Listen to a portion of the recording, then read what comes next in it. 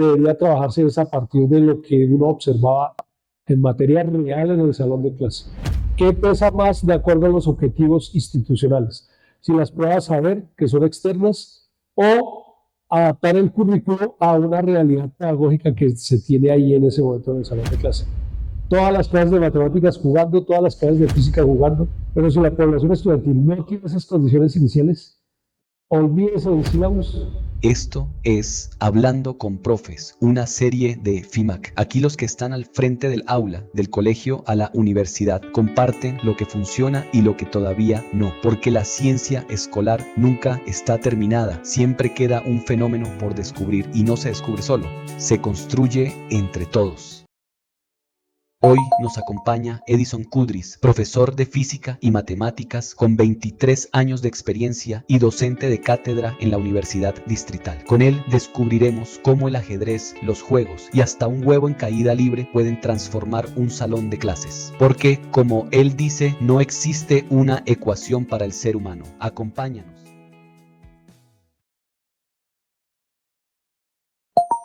Digamos que ha habido fases en el desarrollo del trabajo. Digamos, en los primeros años de ejercicio de la docencia, donde me encontraba trabajando, que es en la localidad Quinta de Usme, aquí en la ciudad de Bogotá. El problema que ataqué inicialmente en los primeros años de ejercicio de la docencia fue el de elevar el nivel de pensamiento abstracto en los estudiantes, porque la población estudiantil con la que trabajaba en esa época pues tenía muchas dificultades en muchas áreas del conocimiento y de, digamos, su control de emociones y su resolución de conflictos. O sea, había muchos problemas al mismo tiempo. ¿Y cómo se dio cuenta usted de eso? ¿Cómo llega usted y dice, no, ya voy a hacer una innovación? ¿Cómo es eso? No, pues digamos, frente a esa complejidad del salón de clase, parece que todos los problemas se presentan al mismo tiempo. Entonces, frente a tantos problemas, uno dice, bueno, voy a segmentar y voy a empezar a atacar este problema para empezar desde algo, ¿no? ¿Y como cuáles problemas eran los que se veían ahí más, que resaltaban? Estaba mezclando los problemas cognitivos de un muy bajo nivel de lectoescritura. Yo trabajaba con una población que en esa época se llamaba aceleración del aprendizaje, que era de estudiantes que estaban por fuera del sistema escolar, ingresaban, ese sistema fue traído de Brasil, ingresaban al sistema escolar con extraedad. En 2 años se hacía una especie de nivelación. Teníamos estudiantes de 15 años que aprendían a leer y a escribir y ya eran ubicados en grado 10º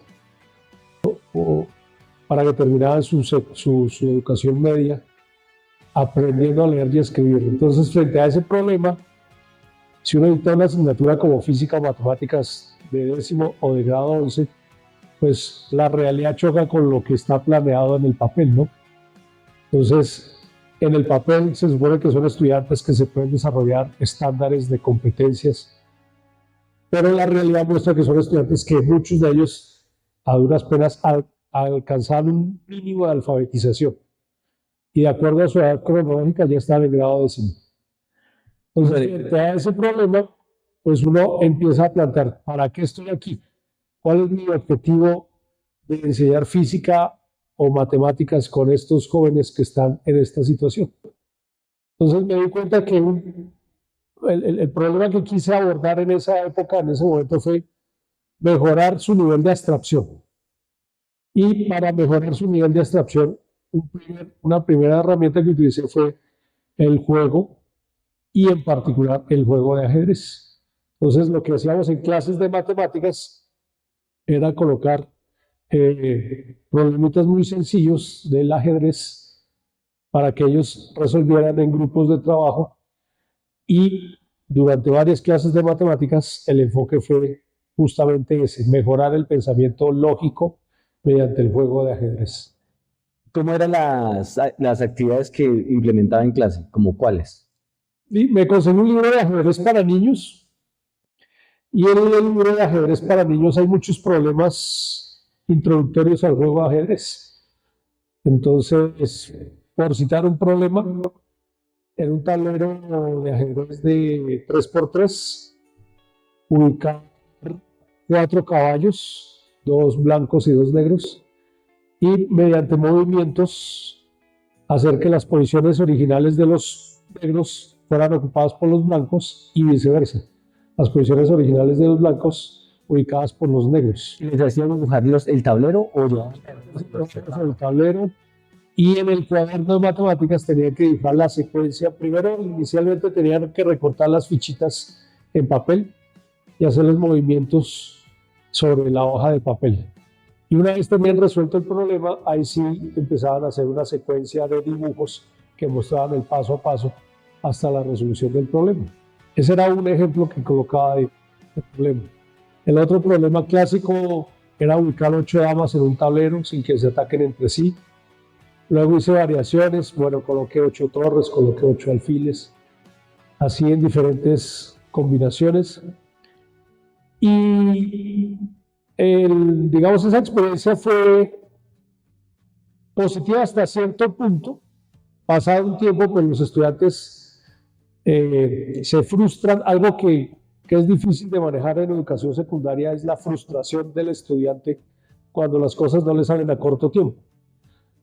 Y me daba cuenta que se aburrían y tocaba cambiar la metodología, o solo los 2 o 3 estudiantes que estaban muy engomados con el ajedrez querían continuar con las actividades de ajedrez, y el grueso de los estudiantes pues ya se aburría y tocaba entonces cambiar la dinámica. Entonces recuerdo una vez que entre los muchos problemas que yo observaba, pues veía que también el nivel de lectoescritura estaba muy bajo, y entonces dije, bueno, ahora quiero reforzar el nivel de lectoescritura, y las tiras cómicas fueron esa primer llave que también ayudó a que la lectura y la escritura se empezara a mejorar un poco. ¿Y cómo fue las tiras cómicas? ¿Cuáles usaba?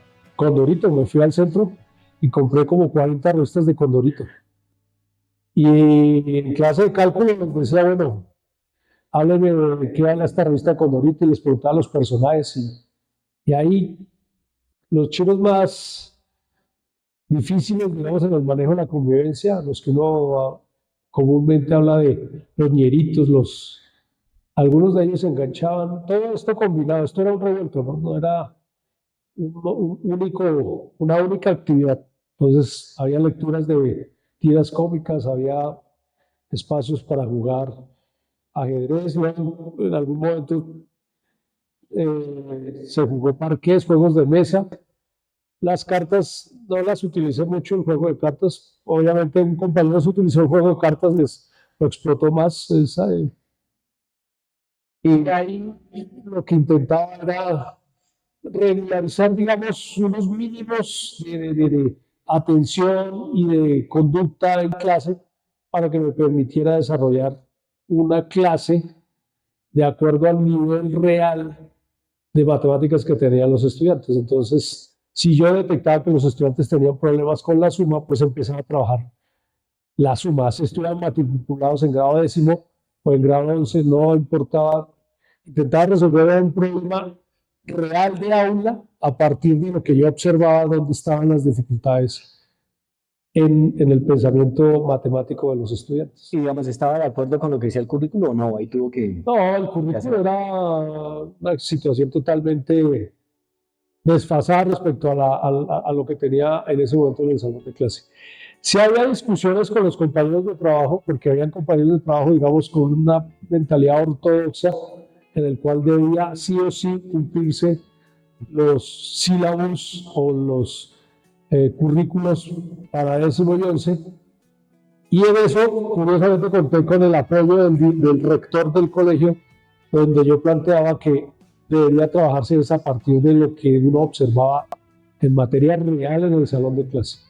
Y lo que uno observaba es que teníamos estudiantes que en su curva de rendimiento académico podía estar en un 3º o 4º de primaria, siendo estudiantes de 10º o de grado 11. ¿Y o sea, de qué edades tenían ellos más o menos? Estaban sobre los 16, 17 años algunos de ellos. Ya varios de ellos trabajaban o sea, eran muchachos, varios de ellos venían de la calle justamente, o sea, estaban por fuera del sistema escolar y el programa de aceleración del aprendizaje, que hoy en día se conoce como volver a la escuela, buscaba justamente lo contrario. Entonces, mantener al estudiante motivado para que terminara su bachillerato con un cartón de bachiller que pues, le permitiera de alguna manera tener ese cartón y darle alguna opción laboral en su vida futura. Pero eso es un reto complicado con los compañeros, digamos, ortodoxos. Yo entiendo su punto de vista que si el estudiante está matriculado en grado décimo debe cumplir con grado décimo, además que el programa en esa época de aceleración del aprendizaje y hoy en día volver a la escuela, pues es un programa que está muy bien estructurado con unas cartillas especiales de trabajo con estos estudiantes, pero igual, sí hay de todos modos, en algunos de ellos sí se nota una diferencia grande para llegar a hablarles, no sé, de caída libre o de tiro parabólico en un grado décimo, o de unas relaciones trigonométricas en trigonometría. Sí, uno tiene que medir la realidad versus lo que está en el currículo. ¿Y cómo lidiaba con esa crítica de los colegas al día a día? Inclusive bueno, todavía está ese debate, ¿no? Está ese debate. Eh, lo que pasa es que los compañeros que son ortodoxos tienen un argumento muy fuerte y es decir, existen las pruebas saber de 11 y el colegio es evaluado externamente de acuerdo a los resultados de las pruebas saber. Pero ahí viene el ejercicio de deliberar dentro de los órganos del gobierno escolar qué pesa más de acuerdo a los objetivos institucionales. Si las pruebas saber, que son externas, o adaptar el currículo a una realidad pedagógica que se tiene ahí en ese momento en el salón de clase. Aquí viene un comentario y es que los colegios en concesión, que tiene ahorita la Secretaría de Educación, ningún colegio en concesión tiene el programa Volver a la Escuela, mientras que los colegios públicos sí tenemos el programa Volver a la Escuela. Y eso tiene una razón política, mostrar que los colegios concesionados pueden presentar pruebas estandarizadas por encima de los colegios públicos.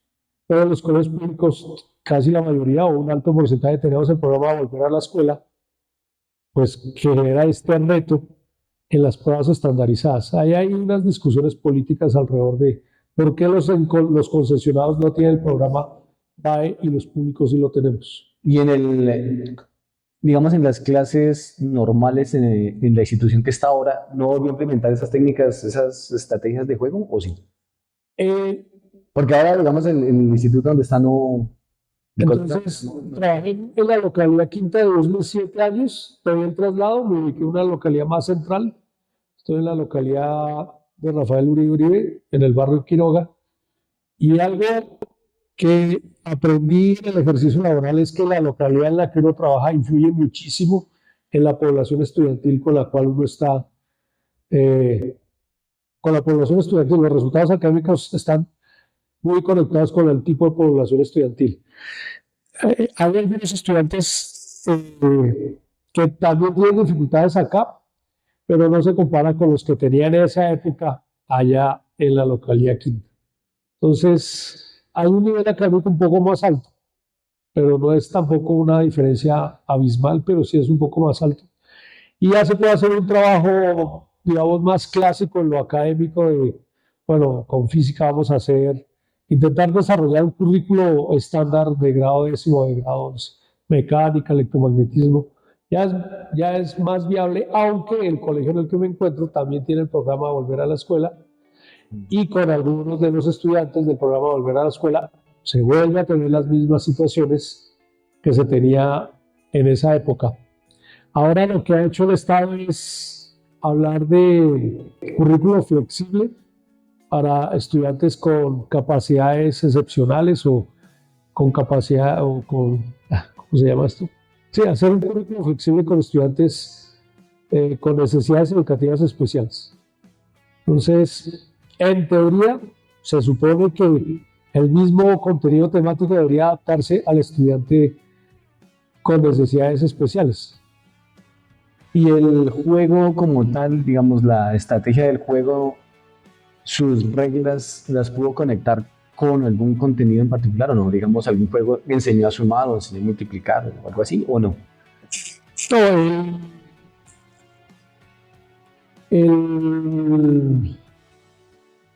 cuando enseñaba las reglas del ajedrez, no tenía como intención tanto conectarlo con reglas matemáticas, por decirlo así, digamos, o postulados o axiomas matemáticos, no tenía en mente tanto eso, sino lo que tenía en mente era construir unas condiciones iniciales de, eh, de buen comportamiento en el aula. O sea, tenía más un enfoque hacia la regularización de emociones, hacia hacerle ver al estudiante que el incumplimiento de normas tenía consecuencias en la dinámica del aprendizaje.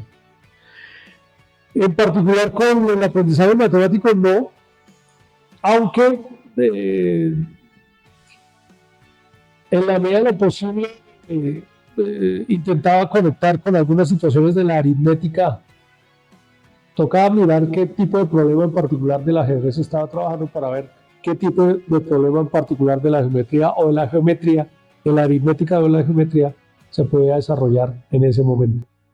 Ahorita en el colegio en el que me encuentro no he retomado el juego de ajedrez, no he visto la necesidad, repito, por la población estudiantil que tengo en este momento. Y la regulación emocional, ¿qué significa exactamente? O sea, los estudiantes andaban muy, ¿cómo se dice eso? ¿Indisciplinados o Sí, andaban mucho? es decir, se presentaban situaciones de conflicto en el aula en el cual, porque un estudiante no le presta un bolígrafo a otro, perfectamente puede dar una puñalada. Entonces la idea era atacar ese problema de base. Entonces, la idea era como mantenerlos concentrados. La idea era generar un ambiente dentro de un salón de clase que le permitiera a la gente sentirse tranquila. Ese era el objetivo principal, sentirse tranquila, no sentirse amenazado por otro compañero, o algunos estudiantes a veces se sienten, comillas, amenazados por los profesores, porque pues como vienen de un lenguaje de la calle, donde pues en la calle están acostumbrados al tropel callejero, pues decirle a un estudiante en un tono de voz alto que porte bien, porte correctamente el uniforme es una cosa ridícula. Un chino que ya ha estado en la calle. ¿Y cómo veían, digamos, esos objetivos, cómo evaluó su cumplimiento? Es decir, ellos sí lograron concentrarse, sí lograron mantener digamos, la concentración. Digamos que yo evalúo eso a partir de la conflictividad del salón de clase. Entonces yo decía, este mes el número de peleas decayó, el número de agresiones entre los estudiantes decayó, el número de veces que yo tuve conflictividad directa con algún estudiante disminuyó. Ese era un primer indicador, ¿sí? Entonces la conflictividad directa entre los estudiantes. Y luego los siguientes eran los criterios básicos. Entonces, bueno, el estudiante puede llevar un cuaderno de apuntes, puede tomar unos apuntes. Entonces, se supone que obviamente pasamos por una etapa de reforzar la lectoescritura, el dibujo. Entonces, ya veo que más o menos intenta llevar unos apuntes. Entonces, todo esto en la forma en que yo veía las cosas en esa época era hacia la regularización de lo que es un estándar mínimo para desarrollar una clase como se acostumbra hoy en día, aunque eso también está siendo revaluado, ¿no? La clase magistral, en últimas, en esa época quería hacer clase magistral. ¿Eso cuándo, en qué año fue? Eso fue entre el año 2001 y el año 2008. O sea, estamos hablando de casi, ¿qué? 20 años, casi 18 años por ahí. Sí, eso fue en ese intervalo de tiempo. Entonces, en esa época estaba yo más joven, obviamente. Y un error que uno tiene cuando uno sale de la universidad es que uno cree que uno va a hacer clases como las que recibió en la universidad.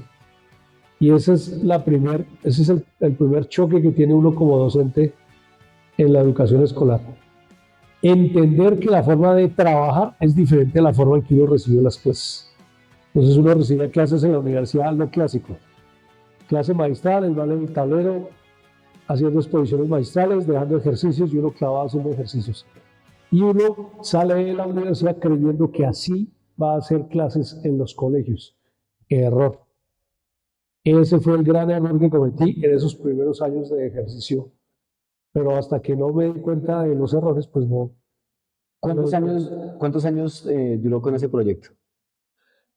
Yo creo que unos 4 años. 4 años y hay compañeros que abiertamente criticaban el hecho de que yo no intentara enseñar cálculo o física.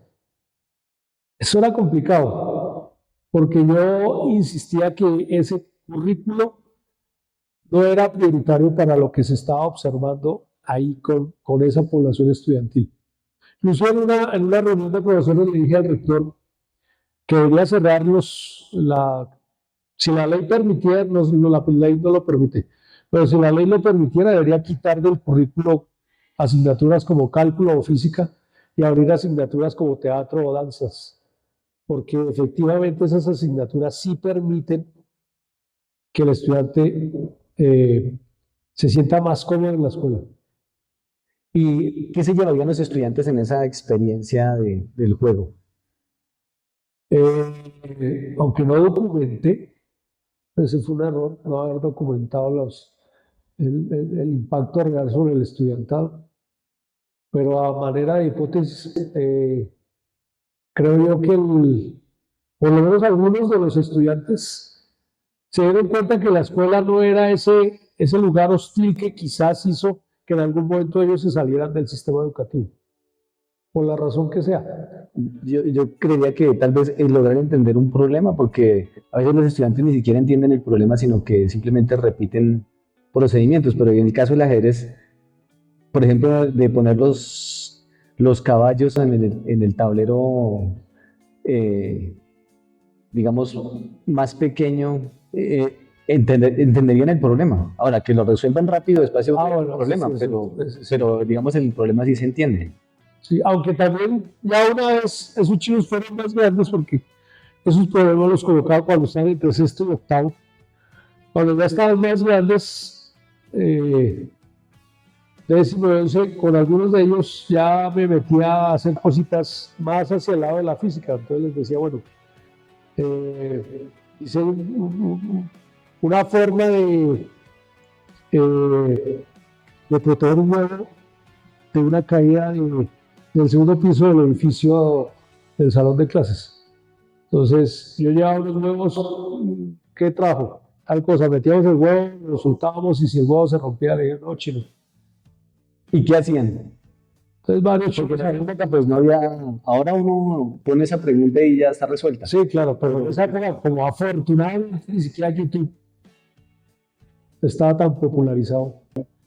No, los chinos llegaban con ideas de envolver los diferentes materiales. Utilizaban icopor, utilizaban globos. Bueno, había varios grupitos que llegaban con ideas de cómo proteger el huevo de esa caída. Y lograron algo, o sea, ¿recuerda algo? Recuerdo uno así. Había uno que había diseñado con hasta un sistema de paracaídas. Y en esa época no me acuerdo qué año era. El Explorer, el Mars Explorer, no sé si fue lanzado ¿qué? ¿Con el 2012? No me acuerdo. Pero ya cuando estaba en YouTube, pues mostré el video de cómo era amartizar. Cómo era que una nave debería sobrevivir al amartizaje.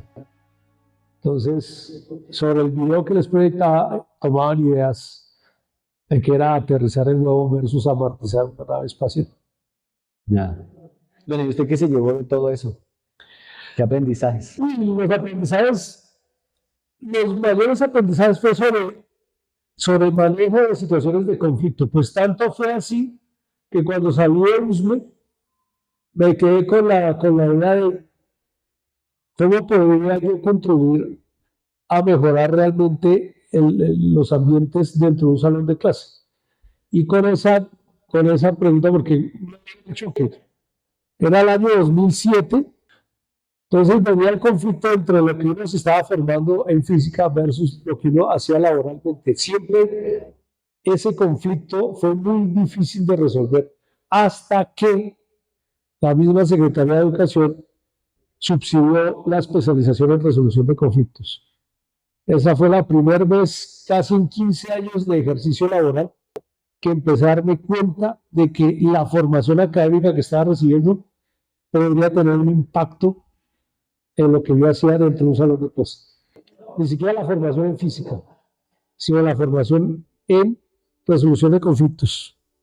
O sea, digamos que esa fue el máximo aprendizaje, entender que era importante prestarle atención a eso, tanto que, pues, Claro, dio a la especialización. me di cuenta que ese era por lo menos, no lo había entendido hasta ese momento, y me di cuenta que ese era el 60 o el 70% del trabajo de lo que hay que hacer hoy en día. Bueno, y si tuviera otra vez la oportunidad de volver a tener esa experiencia con ese tipo de población, ¿qué haría de nuevo? Uy, no, ya tengo más herramientas, tengo muchas más herramientas, sobre todo lo que dije al comienzo, en resolver conflictos, en resolver situaciones de conflictividad en el aula. Iniciaría igual, o sea, lo primero que uno tiene que hacer es generar condiciones iniciales para luego intentar hacer un trabajo académico en cualquier área del conocimiento, ya sea en física o en matemáticas. Pero generar esas condiciones iniciales es un trabajo de ensayo y error. Eso no hay un manual que le diga a uno, porque en últimas uno está en la frontera de la conducta humana. Y frente al problema de la conducta humana, pues ese problema es abierto, porque no existe la ecuación de estado del Homo sapiens. Y, digamos, los juegos los implementaría otra vez, tiene más activos. Es evidente que el impacto mayor, el estado de es que uno puede desarrollar todas las clases a nivel de secundaria mediante el juego, en cualquier área del saber.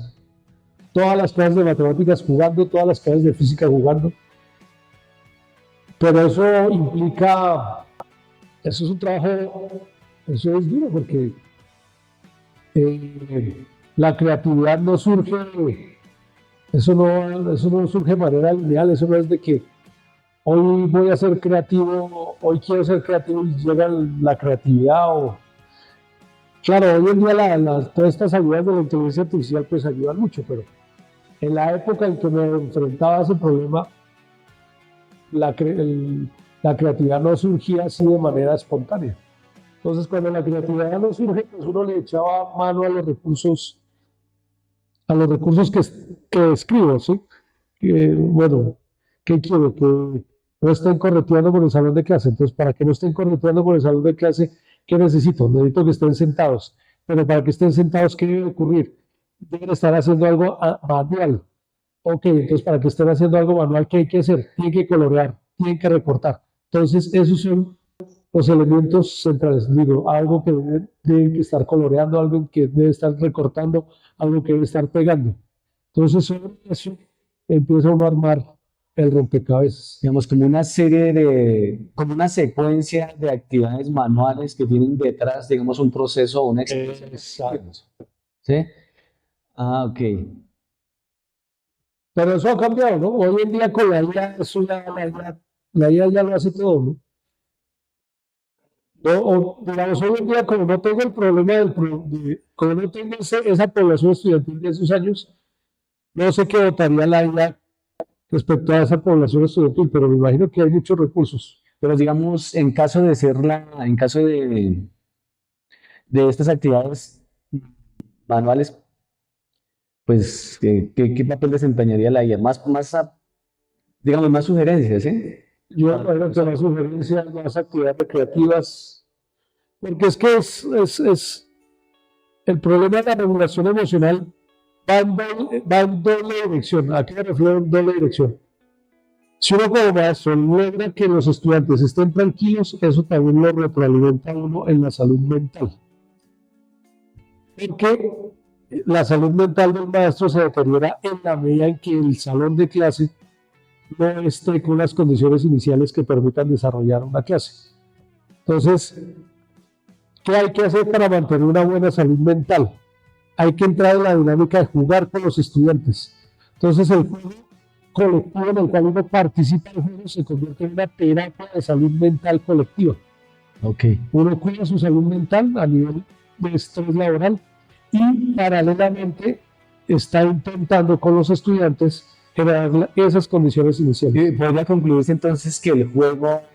El juego es central, o sea, el gran, si generamos axiomas educativos, el axioma educativo por excelencia es el juego. O sea, el juego reduce el conflicto Sí, entre estudiantes, entre si maestros. el maestro participa del juego, mejora la salud mental del maestro y genera un ambiente de camaradería con el estudiantado. O sea, no es jueguen y yo hago la cosa como maestro. Toca meterse en la dinámica de jugar. Por eso el ajedrez era importante porque en algún momento uno entra también a jugar con ellos, ¿sí? O con cualquier juego de mesa. Pues en esa época lo veía así.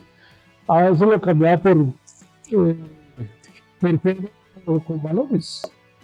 Vamos a jugar balones, vamos a hacer un juego dirigido en la cancha de fútbol, ¿sí?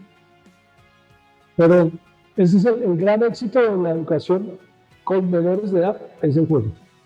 Esa es la síntesis.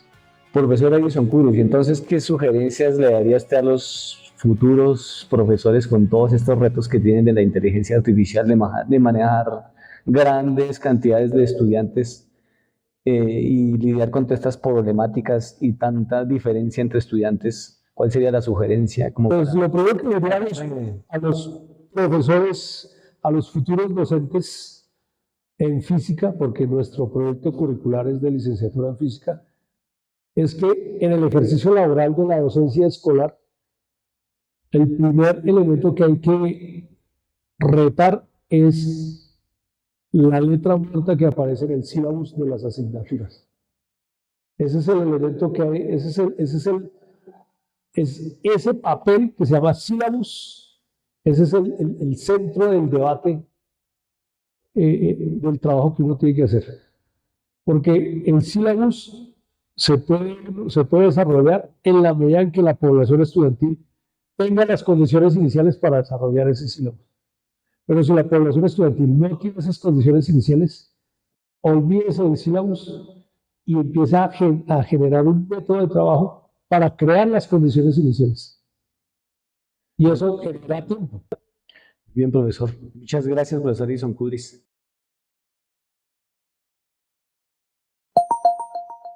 En este capítulo, Edison Cudris nos recordó que enseñar va más allá del currículo. Primero hay que crear las condiciones para que el aula respire y ahí el juego lo cambia todo. Del ajedrez al fútbol, su lección es clara. La mejor acción educativa es jugar. Si esta conversación te inspiró, suscríbete y acompáñanos en el próximo capítulo de Hablando con Profes.